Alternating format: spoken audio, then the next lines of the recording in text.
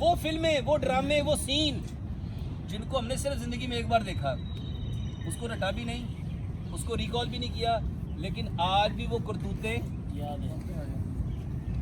اچھا اس کے لیے کسی کو میسیج دینا پڑتا ہے؟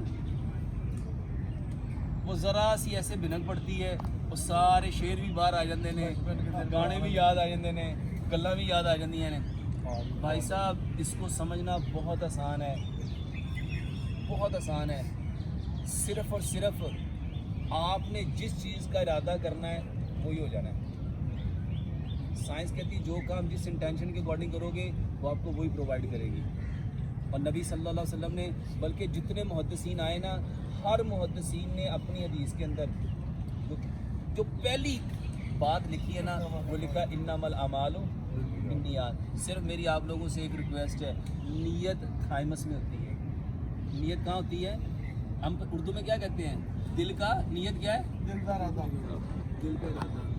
اللہ خود فرماتے ہیں ہم اس وقت تک کسی قوم کی حالت میں بدلتے ہیں جب تک اس کو خود اپنی حالت سے بدلنے کا خیال نہ ہو۔ روز یہ خیال اپنے اندر پیدا کرو کہ میں نے اپنے آپ کو بدلنا ہے، میں نے اپنے آپ کو، میں نے اپنی سوچ کو، اور میں نے صرف وہ بات کرنی ہے جو اللہ کی ہے، جو وحی کی ہے۔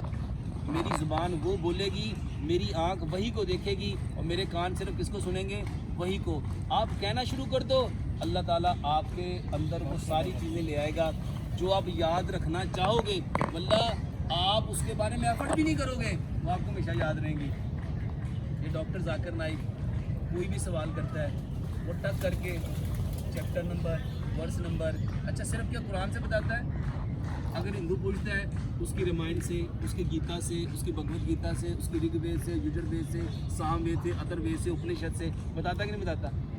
اگر کوئی کرسچن آتا ہے اس کو بائبل سے بتاتا ہے، اس کے اولڈ ٹیسٹیمنٹ سے، نیو ٹیسٹیمنٹ سے۔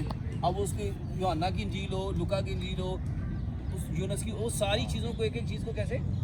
ورس نمبر، چیپٹر نمبر۔ اچھا اس کو کیوں یاد ہے؟ کیونکہ اس کا تھائمس every time, every day, every second کس کو لے رہا ہے؟ کس کو لے رہا ہے؟ پازیٹیو کو۔ اور ہمارا تھائمس ایوری سیکنڈ کیا لے رہا ہے؟ یہ فرق ہے۔ یہ جو نیت ہے نا، صرف ہم نے اپنی نیت کو ٹھیک کرنا ہے۔ وہ جو کل آپ کا جو مجھے کویسچن کر رہے تھے کہ مسا نیچے سے، اگر عقل کے مطابق ہوتا ہے نا دین، تو عقل تو یہ کہتی پیر کہاں سے گندے ہوئے ہیں؟ نیچے سے۔ تو مسا ہم نے اوپر سے کیوں کیا؟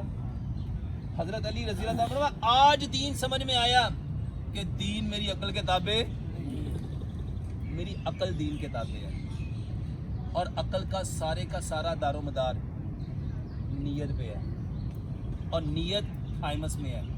اور انفارچونیٹلی ہم نے نہ تو دنیا کو سیکھا، ہم بڑے کہتے ہیں ہم بڑے پڑھے لکھے ہیں، تو کسی سے پوچھو تھائمس کا پتہ ہے؟ وہ کہے گا نہیں، ہم پڑھے لکھا خاندان ہے، تو دنیا نے لمسی۔ اچھا روح کا پتہ ہے؟ روح کیا دیکھتی ہے، روح کیا چاہتی ہے، روح کیا بولتی ہے، روح کیا کھاتی ہے، روح کیا پیتی ہے، روح کی ڈیزائر کیا ہے؟ تو نہ ہم نے دین رکھا، نہ ہم نے، اور شیطان کامیاب ہو گیا کہ اس نے ہماری دنیا بھی لے لی اور ہمارا دین بھی لے لیا۔ تو خدارا ہم عمر کے اس حصے میں ہیں کہ اب ہم نے واپسی کا سفر ہے۔ تو اب سمجھ جائیں، تو اللہ تعالیٰ سے اگر آپ ابھی ارادہ کر لیں گے نا، ابھی نیت کر لیں گے کہ یا اللہ جو میں جوانی میں نہیں سیکھ سکا، یا اللہ مجھے اب توفیق دے دے، مجھے اب توفیق۔ آپ یقین مانیے یہ گلے کا گھر بند ہونے سے پہلے عقل جو ہے نا، اس کو دین کے تابع لانا ہے۔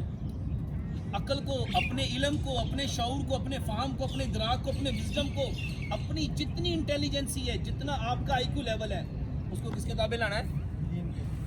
دین کو اپنے آئی کیو لیول کے تابع نہیں لانا کہ مینو تو سمجھ نہیں آتا پیا، مجھے تو یہ بات نہیں سمجھ آئی، میں کیسے مان لوں؟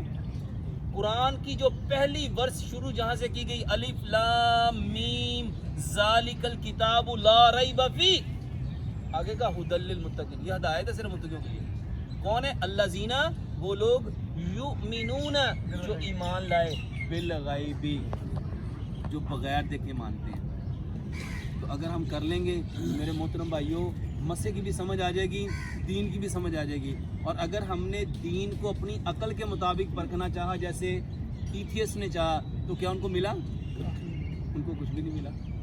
تو اگر ہم یہ کہیں گے کہ انشاءاللہ میں نے اپنی زندگی کو دین کے تابع کرنا ہے، چاہے میرے عقل میں، میرے فہم میں، میرے نالج میں، میری وزڈم میں، میری مینٹیلٹی میں، میرے آئی کیو لیول میں وہ بات آئے یا نہ آئے، تو مسا اوپر سے کرنے کا حکم اس لیے ہے کہ اللہ سبحانہ و تعالیٰ ہماری عقلوں کو دین کے انڈر رکھنا چاہتا ہے، ٹھیک ہے؟